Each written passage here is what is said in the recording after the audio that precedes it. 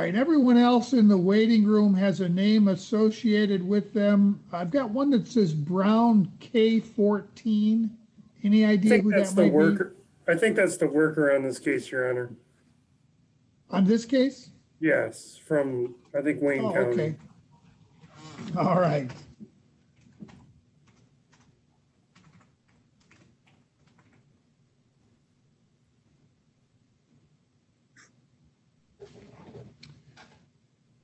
Good morning. Could you identify yourself, please? Me?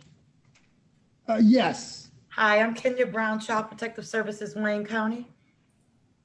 Okay, and you are here this morning on the Kingsley Clute matter? Yes. All right, I had an informal conversation with the attorneys in chambers before we came on the record. I do see there's an indication that a father was identified at some point by the mother during the proceedings in Wayne County. What information do you have about the father? Nothing. All she told us is that he's an illegal immigrant.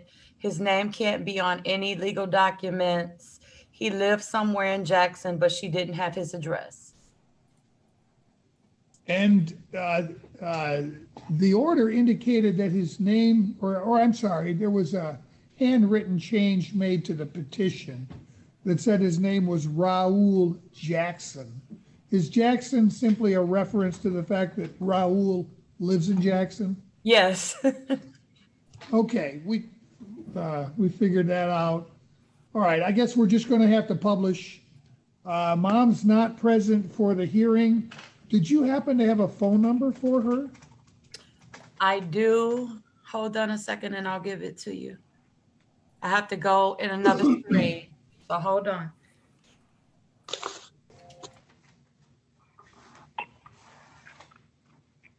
Hello? Hello, is this Amanda Clute? This is? Good morning, Ms. Clute. This is Judge LaFlamme. We are on the record in the matter of your son, Kingsley Clute. No, not a boy. It's a girl. Oh, Kingsley's a girl. My apologies. It's okay. We had some information about the potential father of this child. Can you identify who you believe is the father?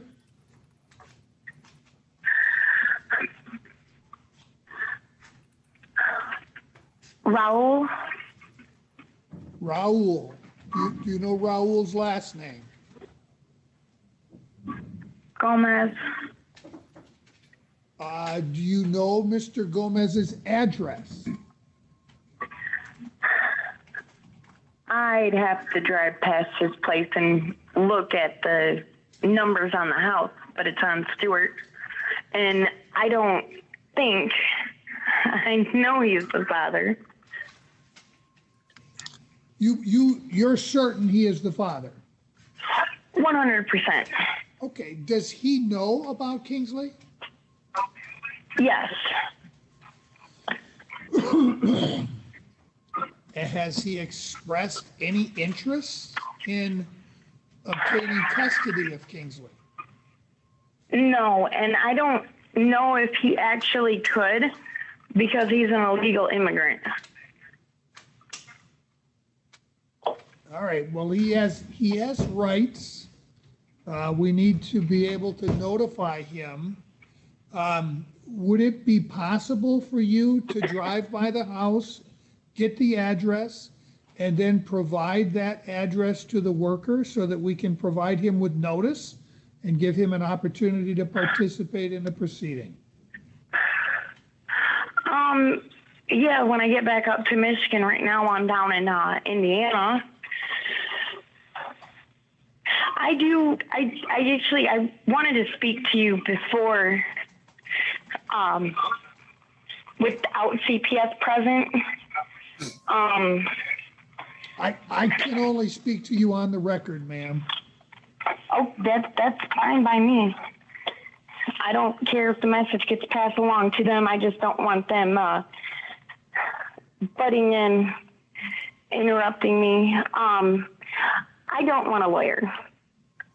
I'm fed up with Jackson County attorneys telling me to sit there and be quiet and not defend myself. And anytime I ask for any kind of character witnesses to be brought up for myself, they say no. That's the reason why I fired the first attorney, and the second attorney did the same thing. Mr. Kelly did it to me. So, And I don't quite care for it. so you don't want Mr. Kelly to represent you? No. No, I do not. All right. Would you, I don't believe in incompetent attorneys. I just got done dealing with an attorney through Wayne County who was the complete opposite of both attorneys down here. And it astonished and amazed me that he said, you know what? I will take a note from your doctor. I will take a note from caseworkers. Anybody who's willing to stand up and say, hey, you know what? I think she can do it. Give her a try. Give her a chance. all right. Would you like me to appoint an attorney to represent you in this matter? How would I go about if I believe they're misrepresenting me or they're half-ass representing me like what Mr. Kelly and Miss Dugan did?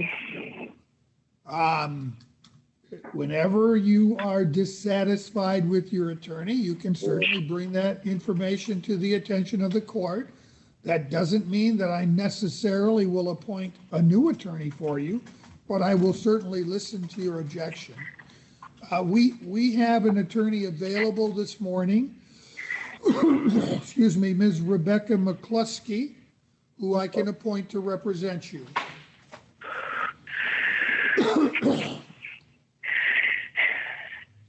And you want, Is CPS going to be allowed to say, hey, we're just going to terminate? CPS has the absolute right to request in their petition that we move forward to terminate parental rights. But the decision is up to me. It's not up to them. It's their decision whether or not to ask for termination. It's my decision whether or not there will be a termination.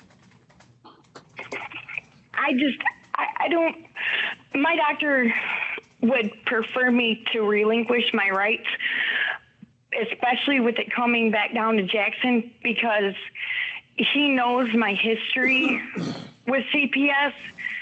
He's looked into the matter and he knows the reason why I feel so strongly against CPS.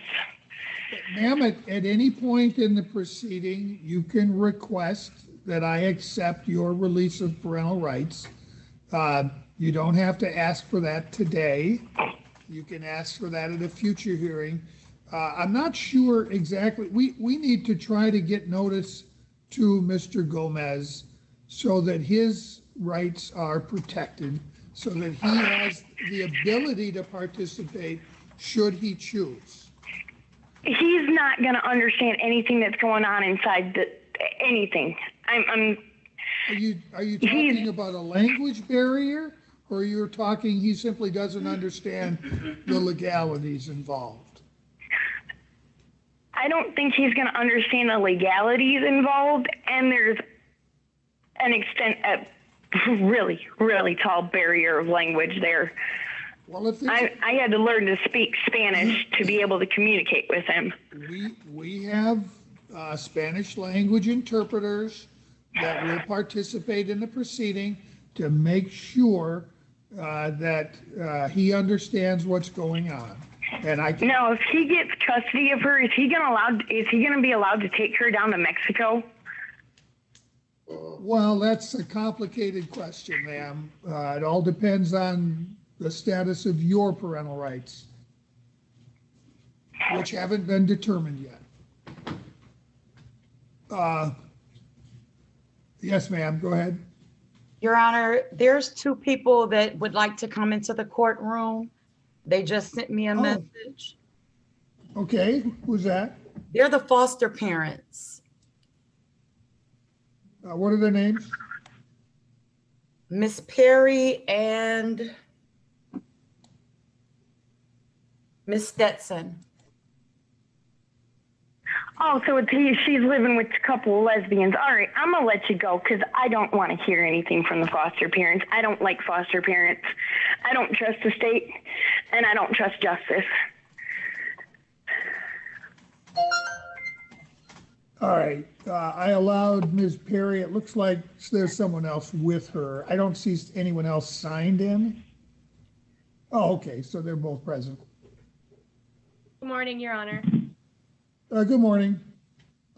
Okay, so I've appointed Ms. McCluskey to represent Ms. Clute. We currently are scheduled for a trial and disposition on October 6th at 1 p.m.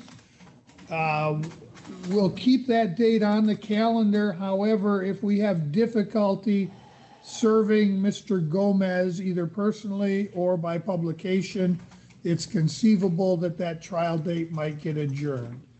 But in the meantime, we are going to shoot for that trial date. Is there anything else the court needs to address this morning?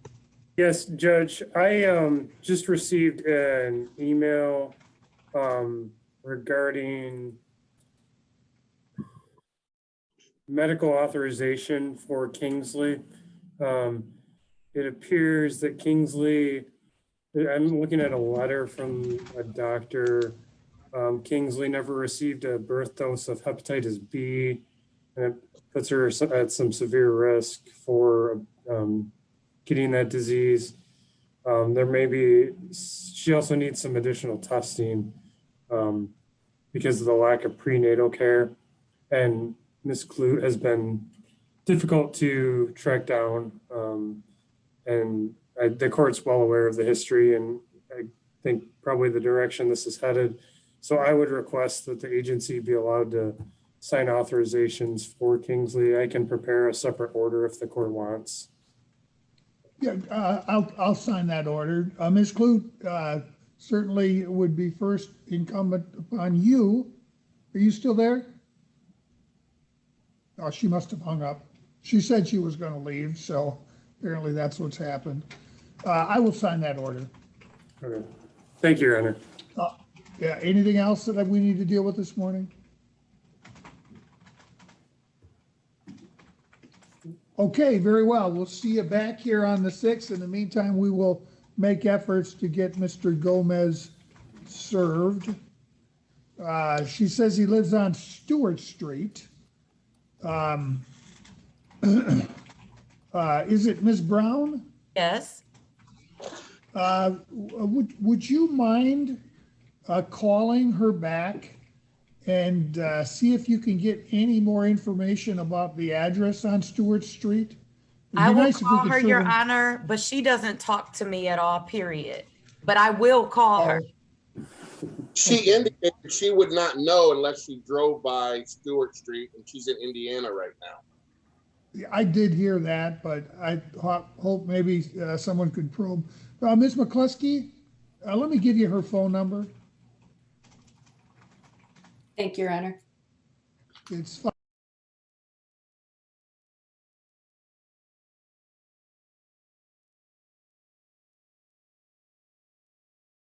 we'll move forward as if we're going to publish, but if we can get a specific address, we'll try to serve him as well. In the meantime, we'll just keep October 6th on as our trial and disposition date. Thank you all. Thank you.